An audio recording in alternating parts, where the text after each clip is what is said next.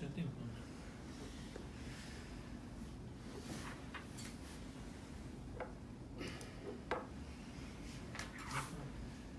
Então, sejam bem-vindos à edição semanal do Think Tank. Como sabe, costuma ser à quinta-feira, mas esta semana, por motivos de força maior, tivemos de adiar para o último dia da semana.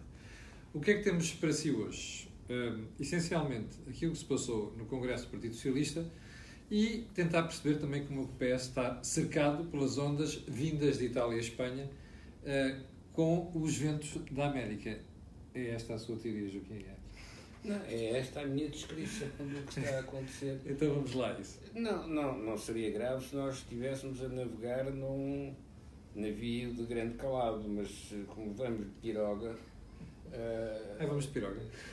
A possibilidade de nos naufragarmos é muito real. Isto é, tudo aquilo que garantia a estabilidade, a diminuição das taxas de juros, a relativa acomodação do excesso de dívida pública, tudo isso vai ser posto em causa nos próximos dias, nas próximas semanas. Mas vai mesmo?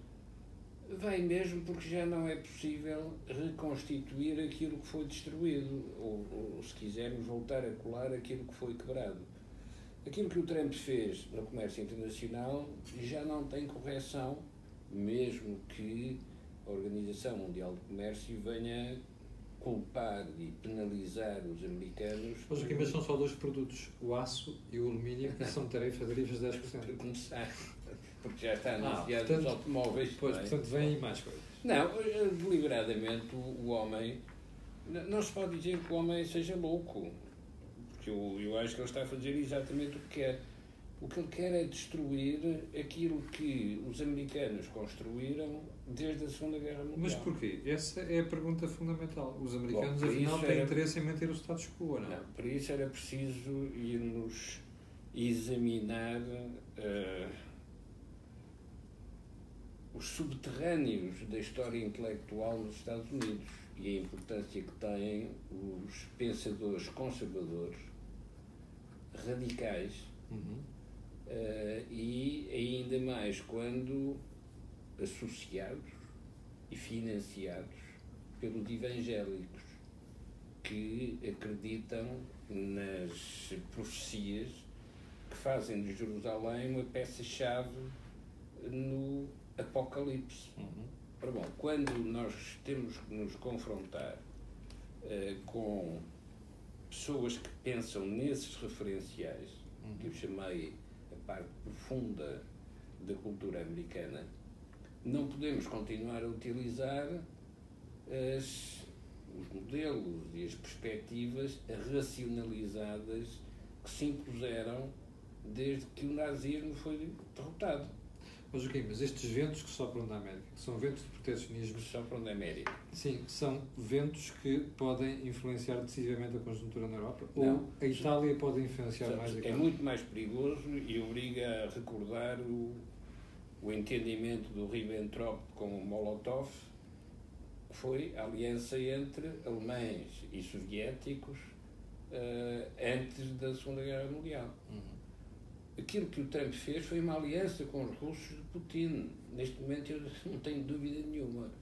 E aquilo que o Putin fez foi o velho pesadelo dos serviços secretos americanos, que foi introduzir um agente deles no centro do sistema. Mas isso não é estranho? Mas o centro do sistema não é os serviços secretos, o centro do sistema foi a presidência. Porquê é que isso foi feito? Porquê é que isso foi conseguido? Não é conseguido por um entendimento Ribbentrop-Molotov. Isso são coisas mais solenes. Não, isto são entendimentos tácitos. De quem tem negócios na Rússia, desloca-se à Rússia a pretexto de um concurso de misses de beleza e acaba por ter contactos com o outro lado, que evidentemente também vê aqui a grande oportunidade de conseguir, com custos mínimos, grandes vantagens. Jorge, estamos aqui a tentar perceber o que é que saiu do Congresso do Partido Socialista e como é que isto vai influenciar, depois como é que estes eventos só quando da América e da Europa podem influenciar a conjuntura. Vamos lá ver. Eu se calhar vou recuar um bocadinho no tempo para nós percebermos porque é que nasceram estes ventos protecionistas. Há uns anos atrás, a esquerda bem pensante e a esquerda mais, diria a esquerda soviética, antes da queda do Muro de Berlim, falava muito no papel da América como um papel imperialista. Portanto, agora então, vamos sofrer, ou podemos vir a sofrer o papel da América não se querer ver como polícia do mundo, nem querer ajustar o mundo, quando a América se fecha sobre ela própria. Isto é uma mudança brutal. Altera tudo o que vinha da Segunda Guerra Mundial. Altera tudo o que vinha da Segunda Guerra Mundial. E temos de nos lembrar que, quando há a queda do Muro de Berlim, acabou-se a ideia do internacionalismo proletário. Portanto, se nós nos recordarmos, quer Reagan, quer Thatcher, quer o próprio Gorbachev,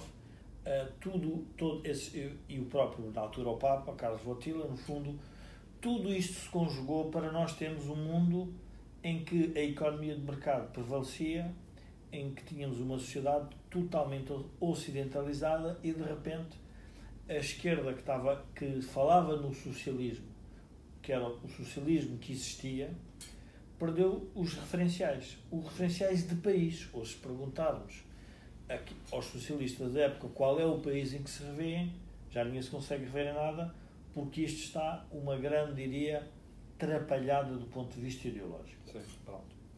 Ora, isto tem implicações fortíssimas, que são as seguintes. Quem é que está a tratar da classe operária no mundo que está a sofrer com a globalização?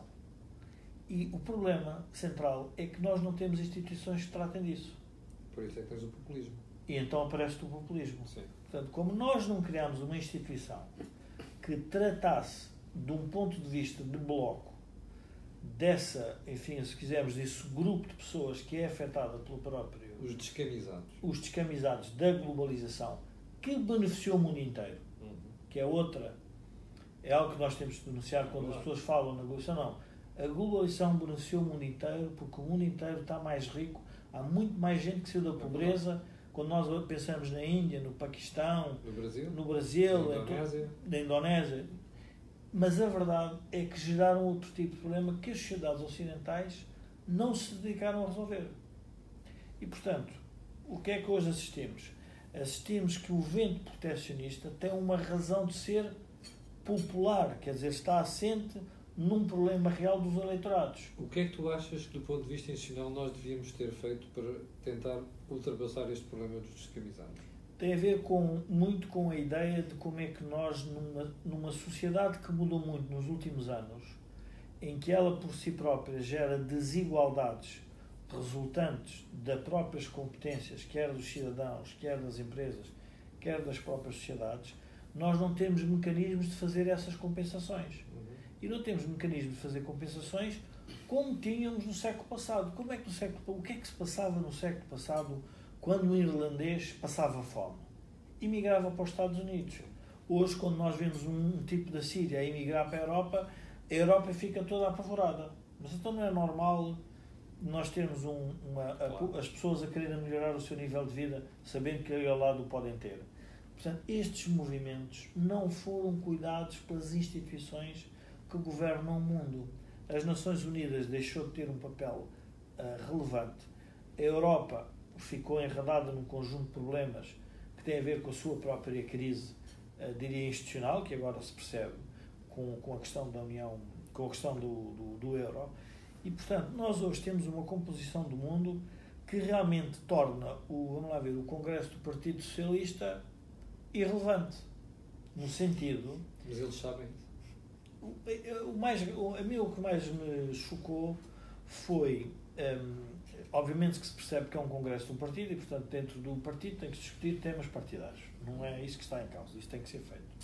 E, portanto, acho que o tema partidário ali que foi discutido foi saber quais são as possíveis linhas para o PS, que o PS deve ter. Quando nós sabemos que o PS tem uma linha central que é preciso estar no poder. E em Portugal só se governa com o PS, não se pode governar sem o PS. E, portanto, essas linhas, acho que nenhum deles se distanciou e, portanto, são linhas ideológicas. Mas o que não se discutiu foi realmente o contexto que vai influenciar, que o Joaquim estava a referir, que vai influenciar este movimento que está a ocorrer no mundo e que nós vamos sofrer de uma forma... Porque nós, depois que estamos aqui a fazer comentários, começamos a ter um pequeno problema para fazer comentários, porque se fazemos comentários a dizer que vai haver um problema, tipo, lá vêm os catastrofistas. Se fazemos comentários a dizer que não há problema, lá vêm estes tipos a apoiar o governo. Ou seja, já ninguém quer saber da realidade. Toda a gente quer manipular a percepção da realidade. Sim. Ora, eu não consigo manipular duas ou três coisas. Há uma crise séria na Espanha, há uma crise séria em Itália, há uma crise séria no Reino Unido, há uma crise séria dentro da Alemanha e dentro dos eleitorados mais conservadores da Europa. E, portanto, a pergunta é, mas nós vamos continuando, e nós com uma dívida de 130%, nós temos mais ou menos isto controlado e resolvido. Eu acho que isto é uma coisa difícil de convencer. Nós estamos numa situação parecida com aquela que sucedeu em 2010, que estava todo mundo a mudar a nossa volta e o governo aqui parecia que nem sequer dava por isso. Pronto, e isso permite-me, esse tema é bom, porque me permite referir uma outra coisa que é a responsabilidade da política nas crises que nascem da economia. Sim. Ou seja, quando os dirigentes políticos vão atrás da economia, quando tropeçam, ficam com a boca cheia de areia, porque caem num deserto. Sim. A responsabilidade do político é ir à frente da economia. Sim. Não é para negar o que a economia lhe mostra, é para aproveitar o que a economia lhe mostra e avançar nessa direção. Porque se deixa ultrapassar pela economia e não quer reconhecer que perdeu o poder, que perdeu a soberania, vai continuar a cometer erros enganando os seus próprios cidadãos. E é isso que nós estamos a ver neste momento. É isso que temos estado a ver há muitos anos. Ou seja, o político não percebe o que se passa na economia da globalização, disfarça o seu desconhecimento e aparece perante a televisão a fazer discursos afirmativos que apontam na direção oposta. Vamos voltar aos referenciais básicos de análise. Nós continuamos concentrados na linha esquerda-direita. Se quisermos, a linha leste-oeste. Ou, se quisermos, a linha da distribuição. De rendimentos. Isso chega em tempos normais. Em tempos de mudança, e se é mudança é porque alguma coisa nova está a aparecer, em tempos de mudança é preciso o eixo vertical, norte-sul. Os do exterior, isto é, os que têm capacidade competitiva no exterior, e os do interior que só têm capacidade desde que estejam protegidos no interior. Os competitivos e os dependentes. Só, Joaquim, deixa-me só chegar o microfone mais à frente, está aqui gente Joaquim, deixa-me só, para o Joaquim seguir o seu raciocínio. Deixa-me só dizer às pessoas, isto não tem a ver com o microfone neste momento, isto tem a ver com problemas que estão a acontecer no Facebook, já aconteceu na semana passada, portanto não tem a ver connosco. Eu peço desculpa, mas não há melhor forma de ser mais claro e mais transparente em relação a esta matéria. Deixe-me só acrescentar aqui para o seu raciocínio. Os Estados Unidos têm uma configuração governativa e institucional resultante de uma guerra civil. A Europa tem uma configuração resultante de uma guerra mundial. Sim. E depois de um conjunto de aproximações que foi feita pelos países... Enquanto vocês vão ir falando, eu vou tentar melhorar as coisas ali do ponto de vista da imigração. Vamos a isso. Tem uma guerra, tem a Segunda Guerra Mundial e tem, no fundo, a queda do Império Soviético, e tem um rearranjo da Europa. Sim. Com os países de leste. Mas, Jorge, nós pensávamos que esse rearranjo estava completo. Não, mas vamos pensar nisto. Temos este bloco que tem esta estrutura.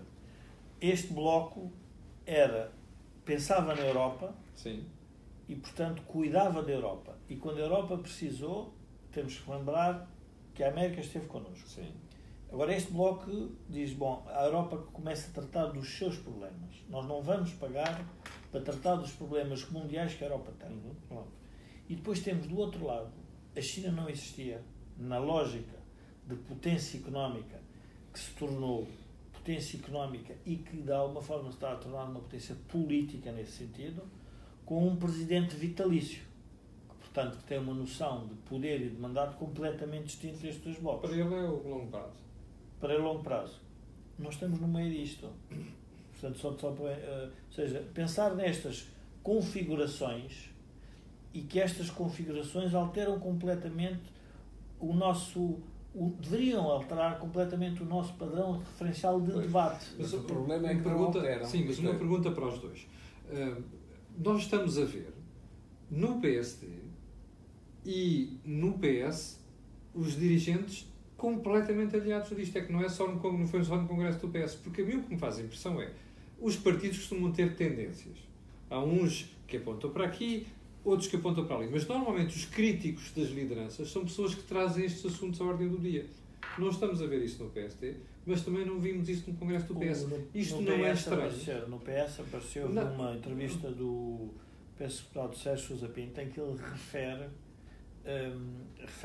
refere este problema. Ou seja, nós temos de discutir e debater, no fundo, hoje, a sociedade política, percebendo o que é que nos rodeia. Jorge, uma pessoa. Está bem, mas uma pessoa. Nós não temos, neste momento, mais vozes dentro do PS a levantarem este problema. Mesmo Francisco Assis vai ao Congresso e é um indivíduo que quase se conforma com a liderança de António Costa. O que se passa no PS é que tem que defender o centro, que é a sua identidade natural. Ou seja, aquele que está sempre a ser necessário ou para a esquerda ou para a direita. Bom, isto já foi muitas vezes estudado e demonstra-se que quem tem esse tipo de estratégia acaba no vazio, acaba no zero. Dura no poder, mas não governa. Porque sempre que tem que governar, hesita e não avança. Agora, o que se passa no PSD é mais complexo, porque o PSD, quando nasceu, foi um partido instantâneo. Isto é, foi um partido que se criou na emergência do 25 de abril de 1974. E é numa viagem de comboio do Porto para Lisboa que o Sá Carneiro faz um partido. Bom, respondia a essa emergência ocupando um espaço que não estava vazio, tinha lá dentro toda a tecnocracia do marcelismo, Marcelo Caetano, e que vinha do salazarismo, dos planos de fomento. Isto é, eram aqueles que tinham uma perspectiva de futuro para Portugal, ainda formada no contexto do Império, que dava escala para os seus projetos, e que de repente, no intervalo de pouco mais de um ano, teve que se confrontar, por um lado, com a perda de poder, porque o marcelismo acabou, tinha que se reconverter em termos democráticos e, portanto, tinha que conquistar votos e, simultaneamente, tinha que se adaptar, tinha que se ajustar a esta nova realidade que era Portugal sem império e, portanto, na escala mínima do seu espaço continental, mais 2 pontos no meio do Atlântico. Esta reconversão foi feita pelos quadros do PPD de uma forma muito rápida, mas sempre atrás do PS. Sim, complexada. Sempre referenciada ao PS. Sim. Vota à Constituinte, quando a Constituinte, a favor da Constituição. E, portanto, tiveram que se servir da figura Presidente da República para fazer esta oscilação.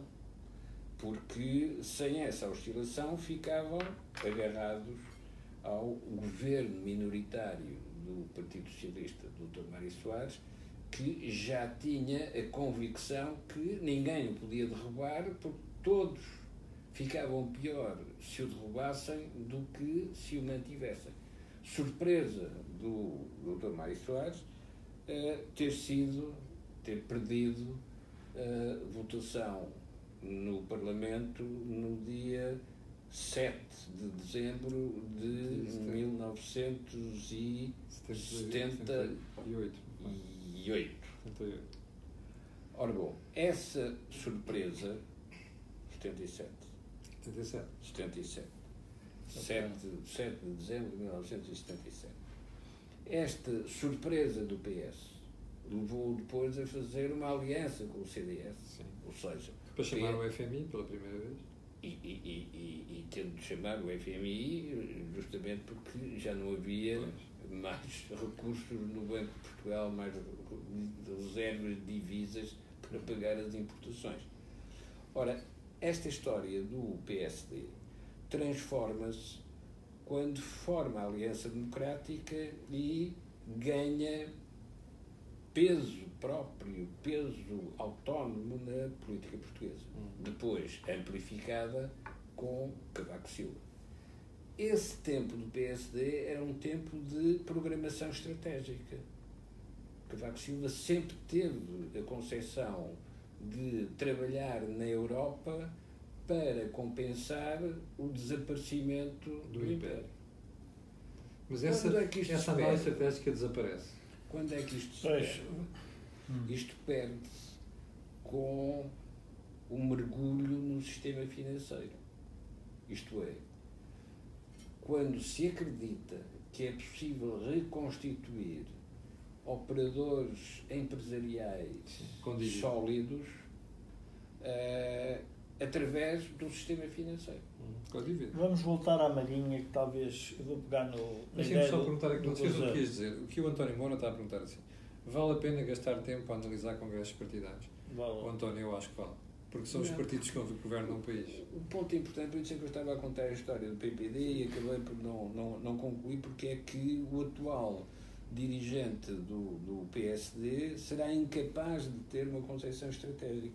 Porque ele só está a tentar colar o que resta do passado. Exatamente. Quando esse passado não só já não existe, como nunca mais voltará a existir. Eu vou tentar com uma figura mais, diria, mais marinheira, tentar explicar o nosso problema. Portugal vai dentro de uma piroga ou de um navio, mas vamos todos dentro da piroga.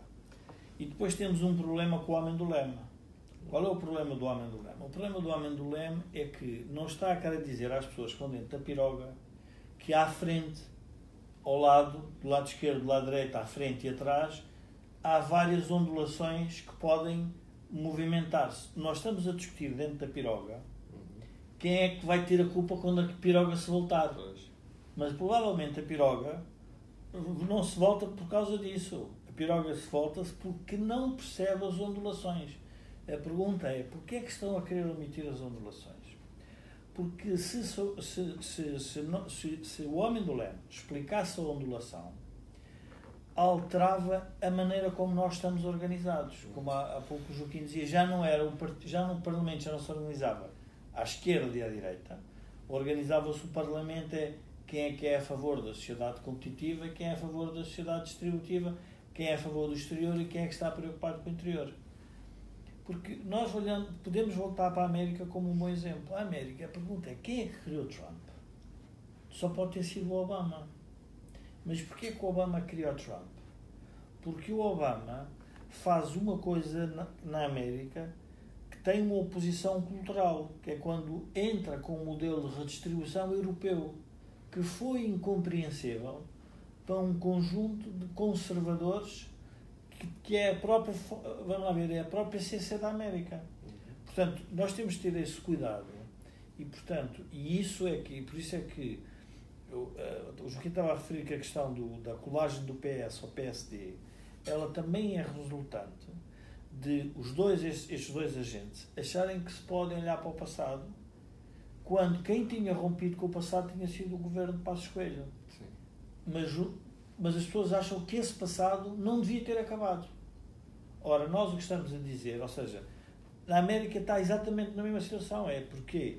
Porque quis construir uma coisa nova, que era uma América diferente, e no fundo Trump quer fazer a América voltar atrás. Não vai conseguir, provavelmente. Vai ter imensas dificuldades. Agora deixa-me colocar uma questão que já me colocaram esta semana várias vezes, que é assim, o euro vai desaparecer com a crise política em Itália e com esta que surgiu agora em Espanha? Não, o que pode desaparecer é aquilo que nós chamamos de Espanha, Itália, Alemanha, ou seja... Como assim? É simples. Ou há uma plataforma política Sim.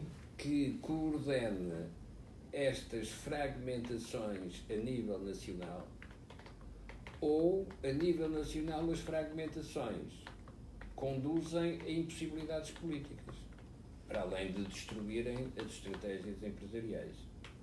Vamos lá tentar explicar como é que é isso.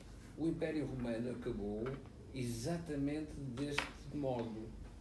Também teve invasão de imigrantes. Sim. E depois foi a fragmentação. Mas teve uma fragmentação interna que foi produto do catolicismo. Essa fragmentação interna faz um império de quase 10 séculos desaparecer no intervalo de um século. Exatamente. Porque desagregou, desorganizou aquilo que eram as redes institucionais.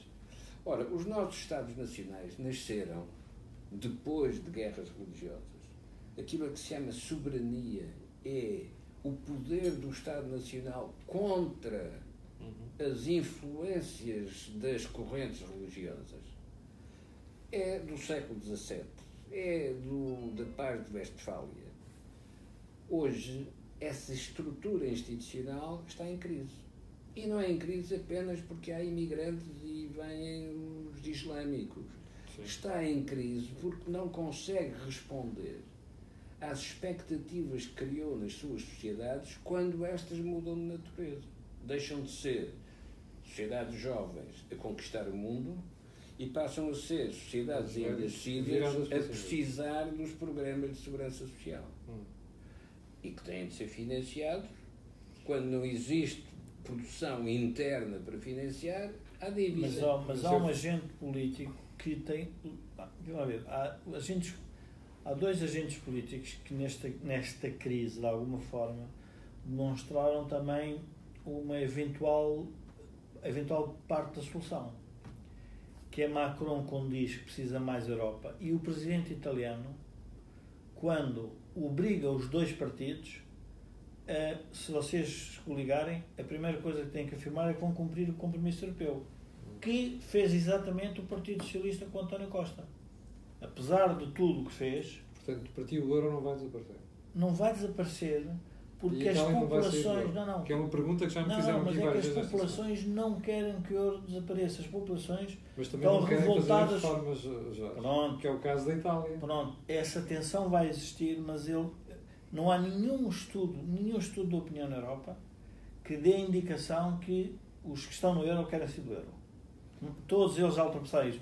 Em Itália, o próprio Berlusconi, que afirmou no início que eventualmente estaria interessado ou podia pensar em sair do euro, acabou quando fez alguns inquéritos sobre isso. Nós não queremos a Europa burocrática, não queremos a Comissão Europeia, não queremos Bruxelas, não queremos nada disso, mas nós queremos a Europa do euro. Porque já perceberam, é que as pessoas percebem a escala. Como na própria Grécia, quando foi da crise. Óbvio. E a Grécia, o euro é uma plataforma de poder. Porque sem o euro as trocas económicas na Europa ficam todas prejudicadas. Hoje aqui é verdade, mas o problema é que nós temos partidos, em alguns países, tínhamos só, tínhamos só na Grécia, agora temos a Itália e temos também a Espanha, partidos que não querem saber, ou melhor, querem o euro, mas não querem as responsabilidades do euro. Camila, observa, pensa, a vinda de Merkel em 2012, o que é que haveria de manifestações? Sim, não, e agora a comparação com atualmente, não é? Então o que é que isso significa? Pois. Está tudo rendido. Quer dizer, não vale a pena estarmos a discutir esse assunto, porque esse assunto só dá para, dá para tertúlias, mas objetivamente... Ou seja, para discussão política, mas na prática não tem nada a ver com a A Merkel a passear-se na Ribeira do Porto é uma coisa que nem ela própria deve ter pensado que fosse possível. Mas é possível porque nós, cada um de nós, precisamos todos, da Alemanha, da Merkel. Mas a Merkel precisa dos cidadãos de Portugal. Isso significa que são as estruturações de poder. E é isso que o Putin quer destruir. Eu vou contar uma história que pode ajudar aqui Eu este fim de semana estava com um alemão. Estávamos em conversa. Um alemão que já é reformado em Portugal, com uma certa idade, e ele a contar-me o que é que estava a passar, um compadre dele na Alemanha, com uma família síria que eles tinham acolhido. cada membro da família síria tinha que receber de subsídio, obviamente, relativamente aos refugiados, de apoio, já não me recordo, eram 500 euros por cada membro da família. Mas o que mais os preocupava, e esse era o problema do povo alemão relativamente aos sírios, e é uma coisa interessante, é que a mãe dos miúdos, o pai tinha ficado na Síria, porque se manteve, e portanto foi a família, não se importava que os miúdos não fossem à escola. Isso que para eles era uma impossibilidade. Quer dizer, a ideia dele da integração era o sírio integrar-se no sistema educativo, aprender alemão, e ele dizia, como é que é possível, como é que nós vamos conciliar? Era o drama. Ele dizia, já não é o problema do dinheiro de se pagar para nós assistir aos eles não se querem integrar na sociedade. Isso para eles é que não faz sentido. Bom, chegamos ao fim do Think Tank desta semana. Como viu, tivemos de passar pelo mundo, pela América, pelo que está a passar na Europa, para perceber a anestesia a que nós estamos a assistir em Portugal. Anestesia que se nota a vários níveis. Nos partidos da oposição, como o PSD, Partido de Poder, mas também no Partido Socialista, que teve o seu congresso da semana passada, onde se analisou tudo, onde se discutiu tudo, menos estes problemas que estamos aqui a falar. E a verdade é que nós, com algum azar, corremos o risco de regressar a 2010, em que está o mundo em ebulição à nossa volta, e aqui dentro não passa nada. Foi o Think Tank desta semana. Quero agradecer de estar desse lado, agradecer também ao Jorge e ao Joaquim de terem estado aqui, e mesmo para o final, e antes do fim de semana, só lhe quero pedir mesmo para colocar um gosto e fazer partilha nas redes sociais. Eu voltarei na segunda-feira, às 8 da manhã, com o comentário matinal. Fique bem e tenha um grande fim de semana. Isto é uma América difícil.